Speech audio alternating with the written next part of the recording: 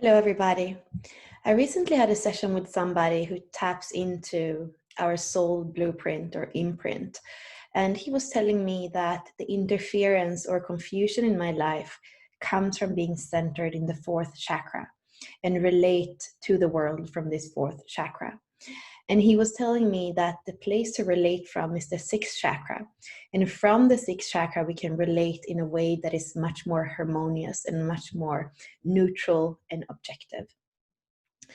And I kind of get this. I'm a 4-6 profile, and I am grounded in the sixth line purpose. I also have a fourth line SQ. I have a fourth line life's work.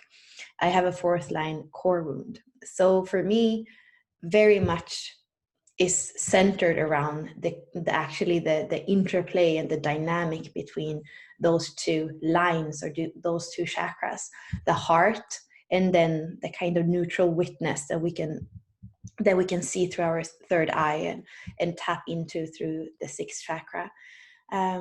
However, there is a part of me that actually felt more confused after the call than before, because part of what we learn with the sixth line, especially in the gene keys, is that it can be kind of disconnected.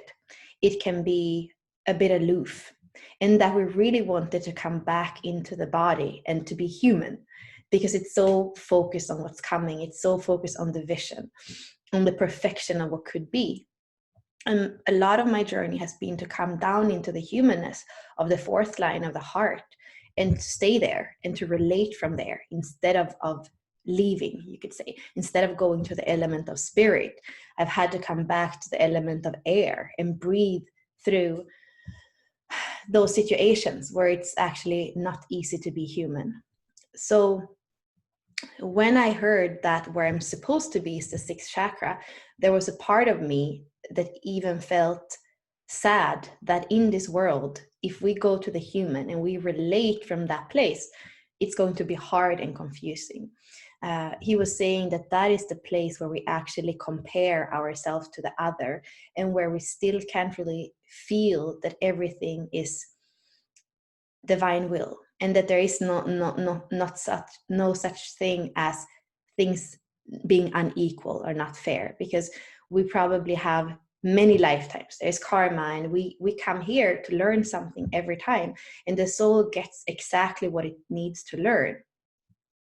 And those experiences that are there for growth, and that when we are grounded in the fourth chakra, basically we are going to relate to everybody from that place, and we're going to want to kind of share our heart with them, and even almost convince them that it's possible to live in a way that has, for example, less friction, or where we tap into our potential. And I think that is somehow also a combination of the fourth line and the sixth line, because it always sees potential. It always sees where we're going. And for me, I have a 7 gene key, the 7 gene key in my purpose, and the 2nd gene key in my life's work. So I always see direction. I always see that I have that guidance inside of me. So it's so easy for me to tap into that. And I can also see that it sometimes actually leads to interference in my life when I spend my when I use my energy to try to convince that it's possible, and that maybe is not my role, and that we all have our journey, and that it's actually sometimes more kind and loving to allow somebody to have their journey than to intervene and feel that we can guide, or that we can help, or that we can show something different.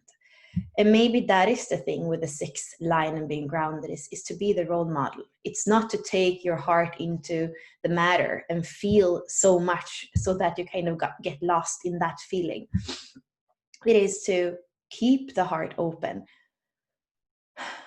and still be grounded in that sixth chakra. And I understand, because for me, the neutral witness has kind of more and more and more come to me through the discovery of what the sacred marriage is inside of me, which has been working very deeply in me for the last 2 years, and being able to look at the world through that peacefulness of everything is perfect, and I am grounded in feeling safe in my vehicle, feeling safe in my body. And I guess that where I'm still feeling the interference sometimes, where I'm still feeling that it's not fair, it's really when it comes to those close relationships where I really feel like there is love, and I also know the person well enough to be able to see the genius, and then I can for my life understand why not to tap into that genius. So after saying all this, I feel like the answer is not to be completely just the sixth line. As human beings, I think it's the courage to be in the fourth line and feel everything that is in the heart, even the humanness and even the pain of not being able to show up or help or whatever it is, but not allow that to completely drain us, not allow that to take us off our course.